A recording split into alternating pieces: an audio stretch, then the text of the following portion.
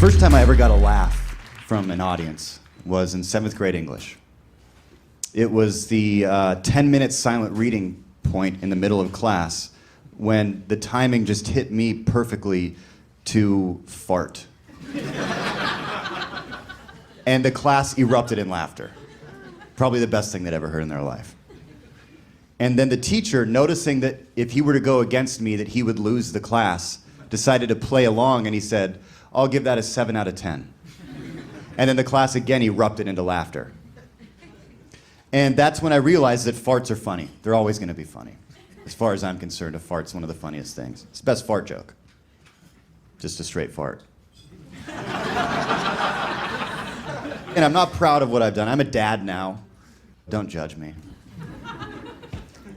2008, I was in Las Vegas, Nevada for 7 days performing at Planet Hollywood. And my friend Ben Kronberg, who's a very funny stand-up comedian, was performing with me. And if you've ever been in Vegas for longer than 3 days, you know that it's a suicide mission. There should be a limit, like 3 days, we gotta kick you out. It's not gonna be good for us, it's not gonna be good for you.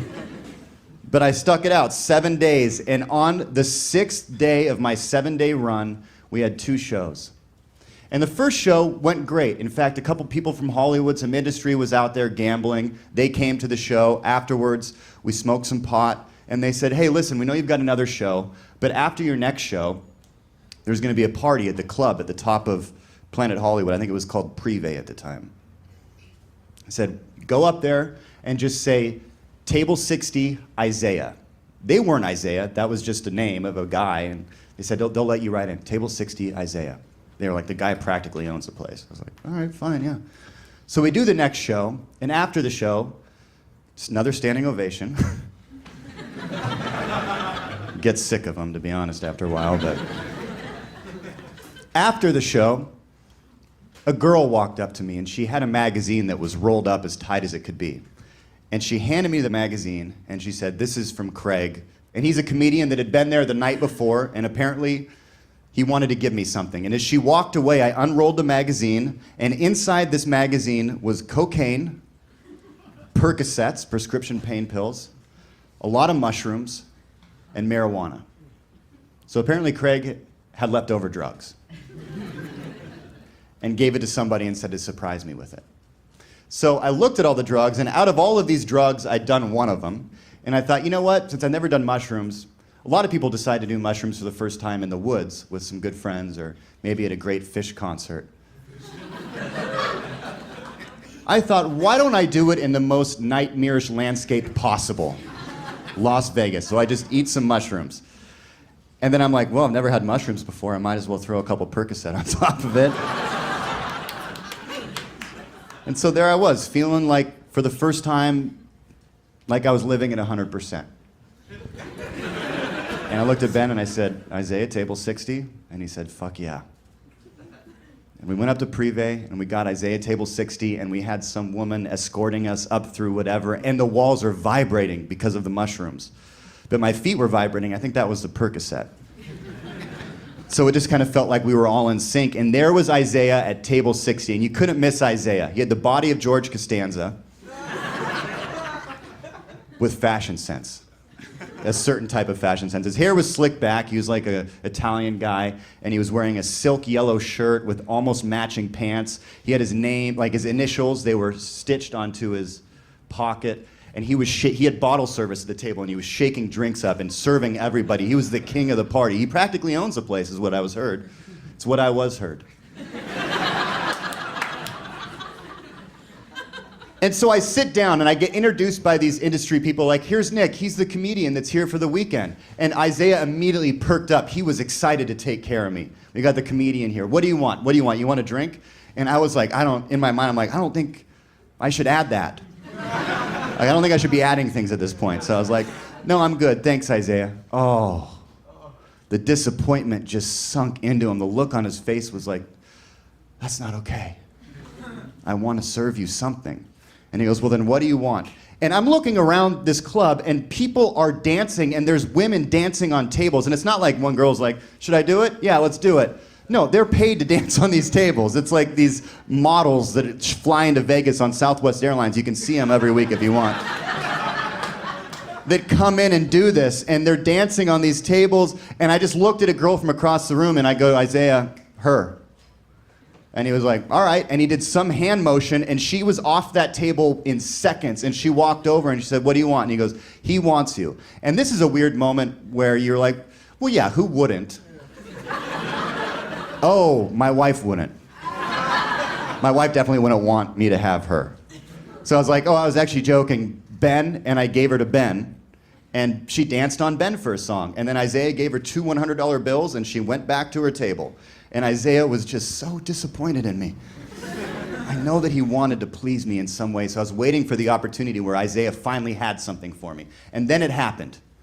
One of the guys from Los Angeles that had brought us up to the table had rolled a joint, and that was going to be their gift for Isaiah for bringing us up there that night. Because weed's actually kind of hard to find in Las Vegas. I'll tell you more about that later. So the guy took the joint, and from across the table in a very loud room goes, after hours, and he hands the joint to Isaiah. Isaiah looks at the joint and then looks at me and says, huh? And I was like, yeah, I'll do that. And so he lit this joint up in a very secretive way, handed it to me, and now I was just like, and everyone's like, no, you gotta, and I'm like, well, it's Isaiah. He practically owns the place, but yeah, we'll hide it. So it's getting passed around the table. People are like hiding it, going under the leg and like keeping it down. And it came around 2 times and hit me as the last person, my third turn with the joint. And I took the last hit and I went to go put it down by my feet. And in that moment, I feel a hand on my shoulder. And I turn around and it's a guy with an earpiece in and a polo shirt. He's a security guard. And then I look around at the table and people are scattering. Isaiah is jumping over this fucking booth. Like, I don't even know what he's doing. He's just, people are clearing out, and not me, and not Ben, and not this agent that was there from Los Angeles. We're all just stuck at the table, and now we're surrounded by 10 security guards, all in polo shirts with the earpieces. And they don't just surround us like there's like a couple areas where we might be able to jump through. It's like they've barricaded us with their arms, and their move was this. It wasn't grabbing us. It was just like a group walk. And they just slowly group walked us, and we're just in the middle of a circle, and I'm like, you know, you like a little dance circle or what? But it feels weird, and they pull us out, and in this kind of big hallway, there's more security guards. These ones have suit jackets on, same earpieces. Things are starting to change. Temperature's changed a lot in the room. I have all of my drugs in this pocket. All of them. In my jacket pocket right here, I have my own weed. And the first thing that they notice is that I look a little more eccentric than the 2 other people. So they separate all of us, and then everything's focused on me. And they're like, what drugs do you have? Tell us right now. And in my mind, I was like, let's just give them one at a time and see if they keep pushing. So I pull the weed out of my pocket, and I'm like, I've got this. And so now he's looking at this device. It's like this wooden thing with a twist top, and there's this metal bat that springs out because there's a spring in there, and it like jumps out. And the guy's like, what is this? And so I'm starting to explain. I'm like, well, you take that thing and you put it in, and it gets some weed out, and then you smoke it. And he's like turning it upside down, and like there was no weed. It's just like some specks fall out. I'm like, oh, God. And he goes, all right, all right. And in that moment, I realized, oh my God, I can't get arrested. I'm actually performing on The Tonight Show 4 days from there. Like, I had just shot a television show for NBC the week before. I cannot get arrested for all of these drugs in Las Vegas right now. This is the biggest moment of my life, and I'm a fuck up, and I hope, oh my God, everyone's gonna hate me and my family, and like, it's all kind of hitting me. And when you're kind of high on stuff and you start to take that negative turn, it really goes bad. And the one nice thing was a Percocet that was just really warming my body. So I'm standing there, and right in that moment, I'm like, you can't arrest me, I'm the comedian. I'm the comedian performing here at Planet Hollywood. And that was the moment that the agent who was in there, even though he's not my agent, steps up and he goes, you can't arrest him. If you do, then I will never book another comedian in this casino again. And this seemed to affect something a little bit for a moment. And they're like, well, the cops are already on their way, so we're just gonna take you guys down to the holding room. So now they take us to an elevator, and we're stuck in this elevator, and we're going down, and the vibes are bad. And I'm like, it's just weed, it's not a big deal. And he goes, this is Nevada, son. Having marijuana is just as bad as having cocaine. And in my mind, I was like, what if you have both?